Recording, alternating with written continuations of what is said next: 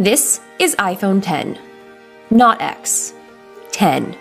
Not to be confused with DMX, Xbox One X, or OS X, which is actually OS 10. But wait, you say, what happened to 9? With an all-new edge-to-edge 5.8-inch OLED Super Retina HDR display. This is iPhone 10.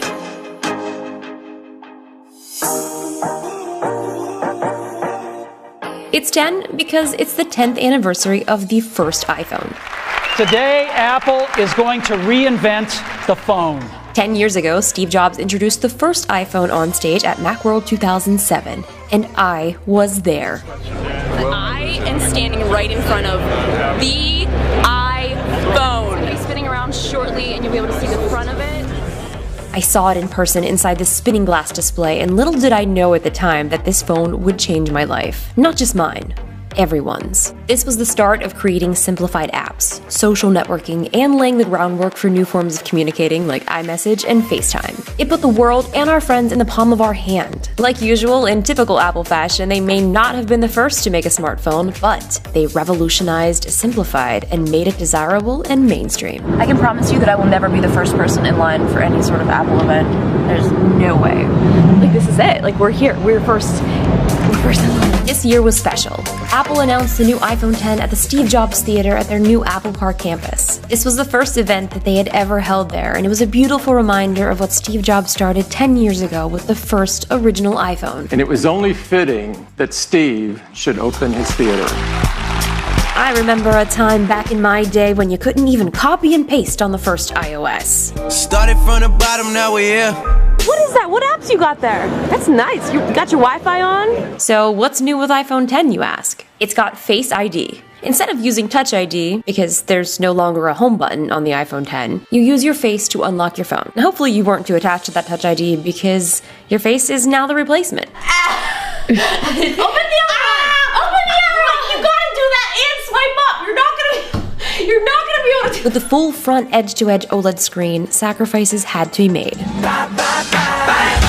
It's actually quite shocking how fast Face ID works. It just works. It's hard to explain. It just works. Setup is super simple. You just roll your face around following the on-screen directions, and there you go. This is all made possible with the new True Depth camera. It projects and analyzes more than 30,000 invisible dots on your face to create a very, very, very precise map. Your face is now registered for logging in and face paying. Yes, face pay.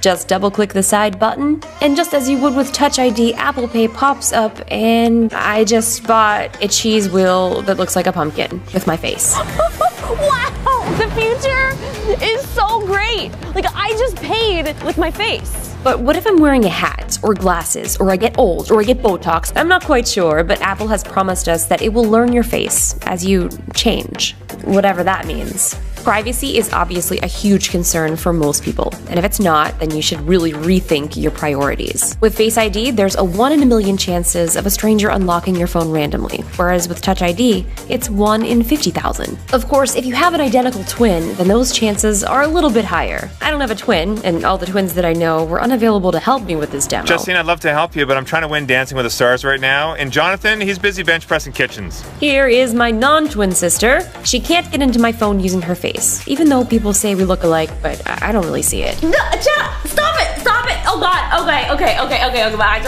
are open. No! Jenna, go! Now, what if she chases me around and tries to use my face to gain access into my phone even though I don't want her to? This scenario, I'm sure, will be replicated if someone refuses to unlock their phone for you. There is an extra layer of protection to avoid this from happening by turning on attention awareness. It'll only unlock your phone when you're looking at it. This will also be used in some apps so that they'll know that you're actually looking at your phone and avoid dimming the screen from inactivity. If you're still not sold on Face ID, that's okay. You can still opt to use just the good old-fashioned passcode. All this talk of Face ID and removal of the home button, Justine, how do we do things? Using the same familiar gestures in iOS will get you around your new iPhone 10 just fine.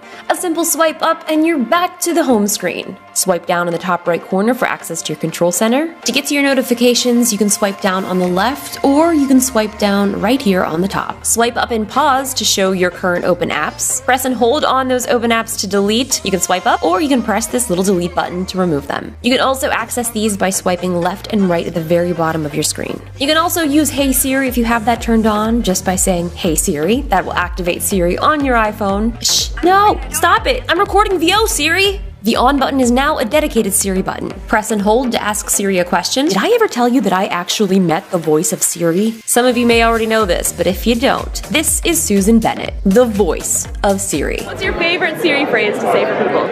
Oh, my favorite phrase is, I don't know and I don't care.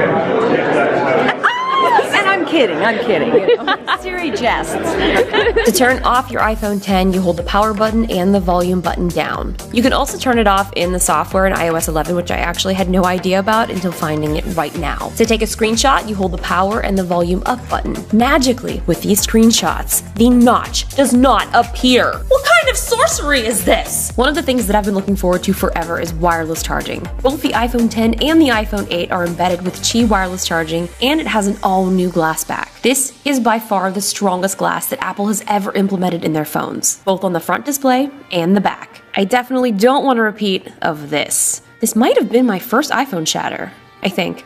I'm not sure, I've lost track. With the AirPower out in 2018, you'll finally be able to charge all of your devices on this. This is a wireless power mat. You can charge all of your devices at the same time. And I mean, it's wireless, but like it's not. Just no wires connected to your devices. You get the point. This here is the fan favorite top notch. This thing has so much technology packed into it. An infrared camera, a flood illuminator, proximity sensor, ambient light sensor, speakers, microphones, front camera, and a dot projector. All of this for animated emojis, Face ID, and portrait mode selfies. But let's be real, selfies are a thing of the past. Animated emojis that mirror your exact expressions are why you're really dropping on the new iPhone 10. You can record up to 10-second Animoji videos and text them to your friends. Hey Jenna.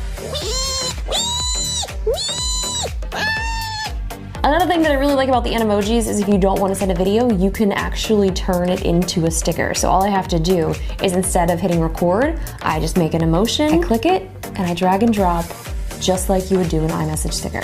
Much like the portrait mode that you may be familiar with, you can now use the front-facing camera with new portrait lighting modes. Natural light, studio light, contour light, stage light, and stage light mono. I'm not really sure if this is considered hashtag no filter, but come on. We all know those hashtag no filter photos have been retouched and edited, color corrected, face tuned, face blurred beyond recognition. But hey, I didn't add a filter, right?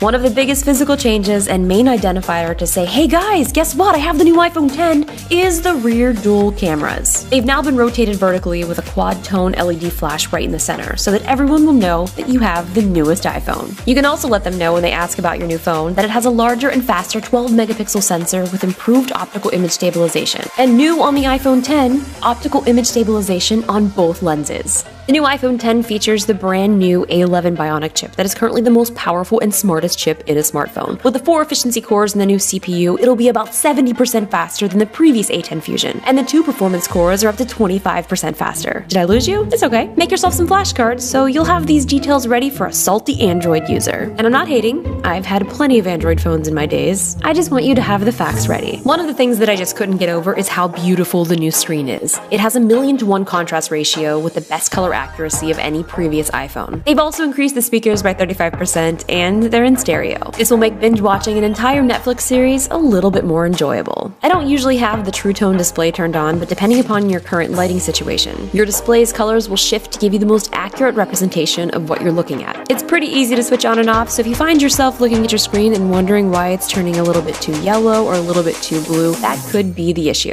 Another of the things that I'm loving so much about this new phone is the video options. Now with the iPhone 8 and the iPhone 10, you can shoot 4K 60 frames a second and up to 240 frames a second at 1080p. So what that means for most people is that you're probably going to eat up a ton of storage really quick. But what that means for making cool, high-quality videos, you can do that right from your iPhone.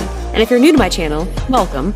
I'm a sucker for slow-mo. With the new optical image stabilization, you'll see a noticeable difference in low-light photos. New in iOS 11, you can loop, bounce, and create long exposure shots from your live photos. Also with the back vertical cameras, this placement is so much better aligned for depth sensing, which means increased spatial awareness for augmented reality. I haven't got a chance to spend much time with any AR apps, but the few that I have tried are a lot of fun. With all of these new integrations in the latest iPhone 10 and the iPhone 8, I'm really looking forward to seeing what developers are working on with ARKit. So that's the new iPhone 10. It comes in space gray and silver with storage options of why even bother 64 gigs. And oh my gosh, I shoot a lot of 4K video and photos of my dog, 256 gigs. Leave me some comments below and let me know what your favorite iPhone 10 feature is. Thank you guys so much for watching. I will see you in my next video. Guys, so much for watching. I hope you enjoyed this video. I had so much fun making it for you. If you liked it, make sure you hit like and don't forget to subscribe. Wink. Can animojis wink?